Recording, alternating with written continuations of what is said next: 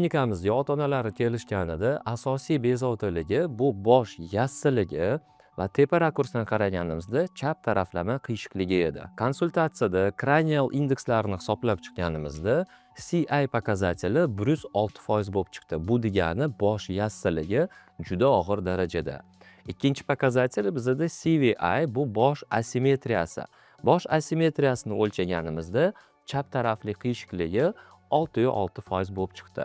Umumiy grafikda qaraganimizda bosh deformatsiyasi juda og'ir darajada bo'lib chiqdi. Endi bu deformatsiyani MSKT kartinasida tekshirganimizda ko'rishingiz mumkin.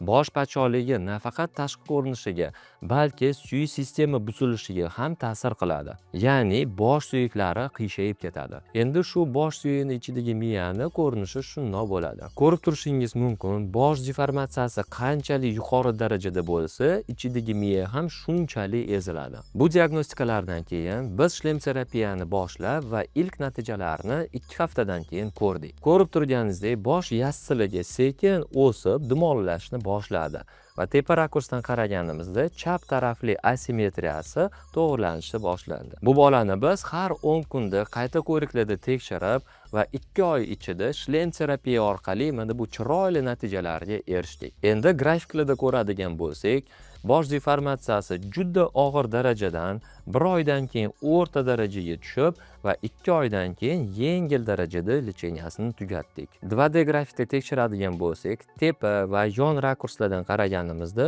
boshi shunchalik o'sib chiroyli holatga keldi. Va oxirgi живой rasmlarda solishtirganimizda bosh yassiligi chiroyli dumaloq holatga keldi. Tepa qismi o'sib ketgani pastga tushdi.